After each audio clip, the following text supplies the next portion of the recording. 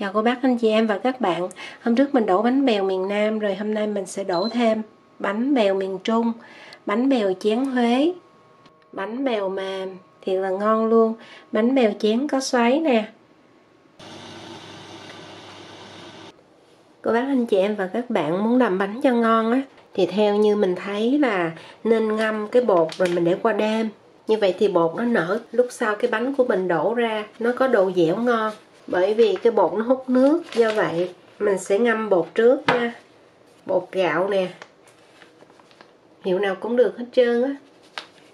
Tuy nhiên cái tinh bột á là mình đổ ngon nhất. Cái này cũng được luôn.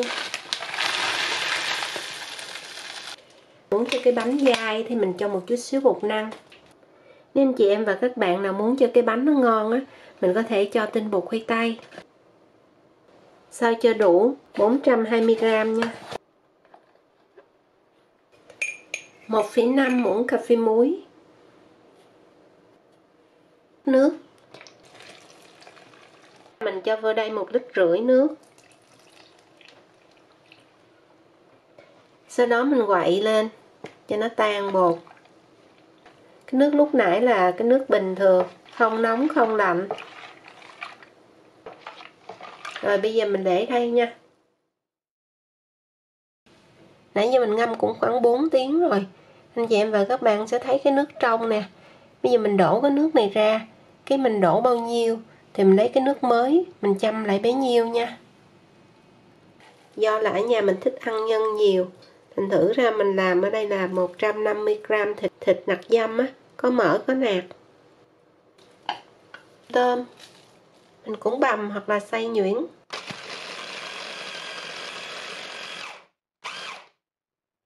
Chỉ cần 5 giây thôi anh chị em và các bạn, đừng xay lâu quá. 250g tôm.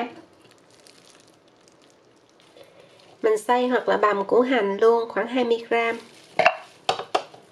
7g tỏi. 15g đầu hành trắng.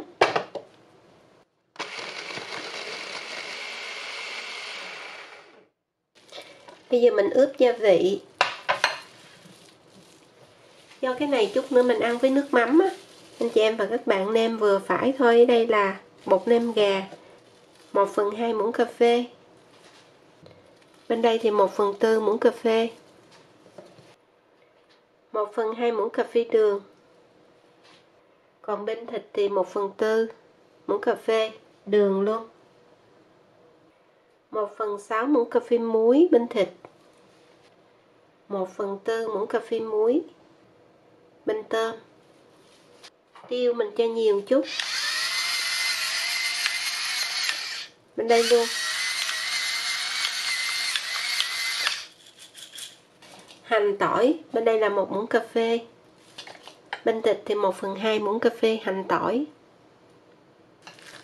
Nhớ trộn đều lại luôn. Và cũng trộn thịt. Để qua đây mình đi làm nước mắm. Tùy theo loại nước mắm khác nhau thì anh chị em và các bạn sẽ pha theo tỷ lệ khác nhau. Đây là cái muỗng tablespoon 15ml, mà còn gọi là muỗng canh hay là cái thìa. Mình cho 2 muỗng canh đường khoảng 30g. Nước sôi 1/2 cốc, tức là 120ml. Chế vô cho tan đường. Nước mắm nó sẽ mặn bởi vì là món ăn của miền Trung.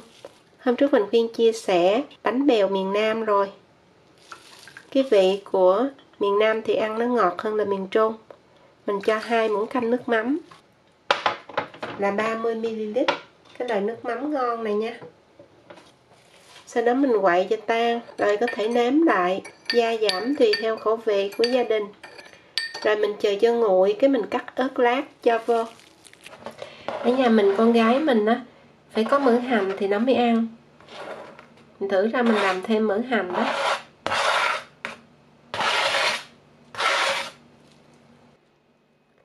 Một chút xíu muối giữ cho hành xanh. Rồi 2 muỗng canh dầu. Cái này chắc anh chị em và các bạn biết là mình cho vào trong lò vi sóng microwave đó. Mình bấm 30 giây. Sau đó trộn lại là mình có mỡ hành. Có thể ăn với lại da heo chiên phồng. Anh chị em và các bạn có thể lấy bánh mì sandwich á, cắt nhỏ nhỏ ra hạt lựu bằng ngón tay trỏ của mình nè, đầu ngón tay trỏ. Sau đó cái chiên trong dầu. Hoặc là mình sẽ làm cái cách của ngày hôm nay. Đó là da heo. Mình luộc xong sau đó cắt nhỏ nhỏ để dành trong tủ đông đá nè. Rồi chiên trong nồi chiên không dầu. Tiếp theo mình xào nhân. Mình cho một muỗng canh dầu ăn, tỏi, hành với lại hành lá lúc nãy mình đã xay. Cho vô mình xào cho nó thơm lên, không cần phải nâu. Cho thịt trước. Rồi sau đó anh chị em và các bạn tắt lửa nha, để cho cái thịt nó không có bị dính chùm lại đó. Mình cho một muỗng canh nước. Sau đó mình đánh ra. Rồi xào cho cái thịt nó chín. Hơi đó. Khoảng 80%. Bây giờ mình cho cơm. Vẫn xào ở lửa trung bình. Anh chị em và các bạn đánh ra. Và nếu như mình có cái nước súp gà đó, cũng có thể cho vô. Hoặc là cho nước sôi cũng được. Hôm nay mình cho nước sôi nha. Để cho tôm thịt lên màu đỏ đẹp. Hơi vàng vàng đó. Giống như là bánh bèo miền Trung. Anh chị em và các bạn sẽ cho dầu màu điều. Hoặc là dầu gốc. Cái nào cũng được. Hoặc là dầu ớt cũng được luôn. Tùy theo. Cái dầu đậm nhạt thì mình cho nha. Mình cho khoảng 2 muỗng cà phê. Rồi sau khi nhìn thấy cái này nó chín rồi đó, mình chế nước sôi vô 300ml.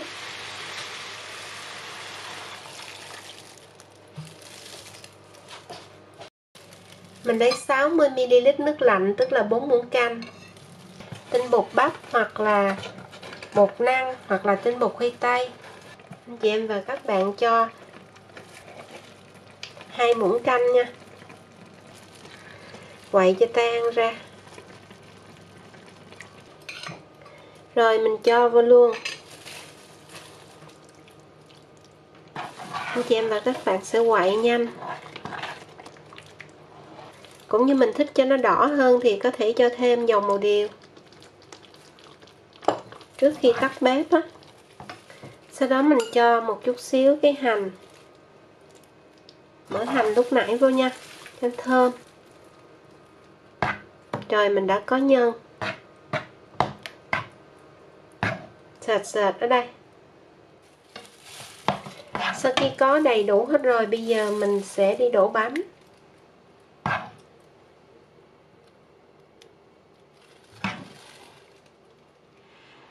Da heo này mình sẽ nướng ở 200 độ C, tức là 392 độ F trong 6 phút.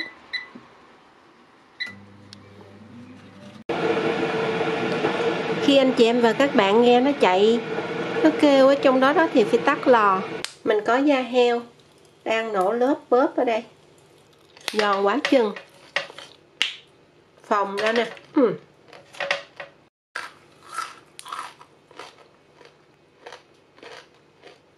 Sau đó mình cắt nhỏ ra.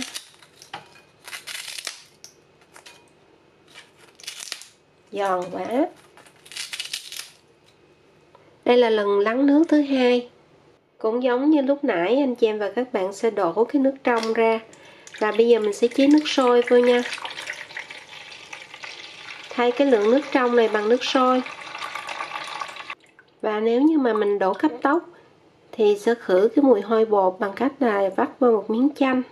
Còn mình ngâm như vậy thì khỏi cần.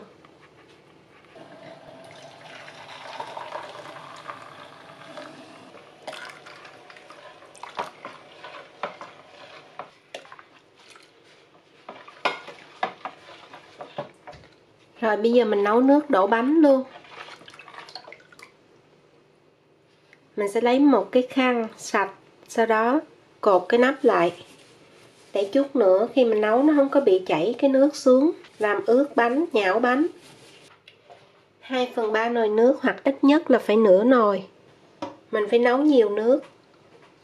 Trước khi đổ bánh, anh chị em và các bạn sẽ lấy cái dầu lúc nãy mỡ hành đó, mình quét lên trên cái chén.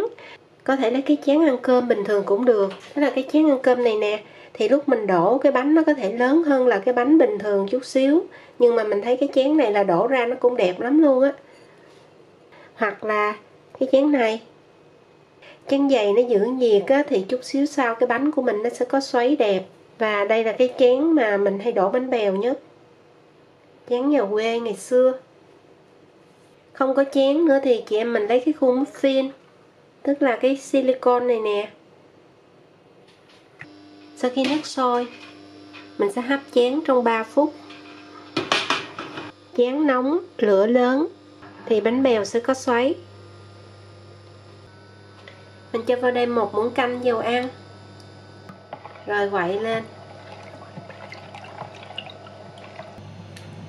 Sau khi đủ 3 phút, mình vẫn để trên bếp luôn cho nó nóng chén. Lửa bên dưới nó vẫn còn đó. Và nếu như có cái bình đổ vô tiện hơn. Và bánh bèo miền Trung người ta sẽ đổ dày lắm, nhưng mà mình không có thích ăn dày đó, thì mình đổ khoảng nửa chén là được rồi.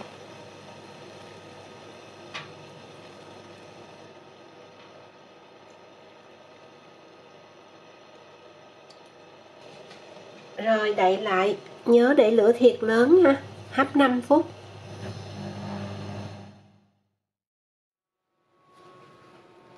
Wow, bánh bèo phồng lên luôn.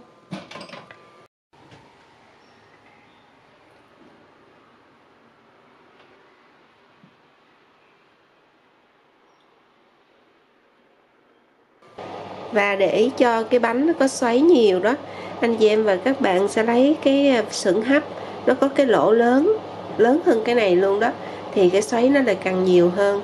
Và có thể lấy cái khuôn này cũng được luôn, tức là cái chén bánh bò hôm trước á. Đủ 3 phút.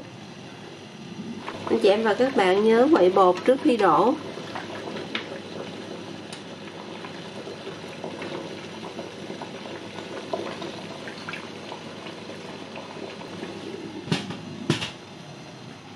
Để lửa thiệt lớn luôn và hấp 5 phút.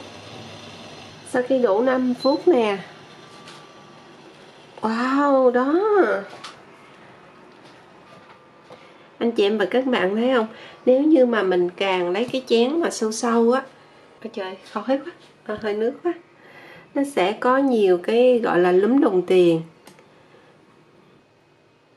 Anh chị em và các bạn nhớ lắng bột nha, chế cái nước trong đổ ra, chế nước mới vô, mình làm vài lần á, càng làm nhiều lần thì cái bột nó sẽ không có mùi hôi, đồng thời là khi đổ ra được cái bánh vừa dẻo vừa mềm, thiệt là ngon luôn. Bánh bèo chén có xoáy hay là bánh bèo má lúm đồng tiền, bánh bèo lúm đồng tiền, hoặc là bánh bèo chén có xoáy. Sấy sâu luôn.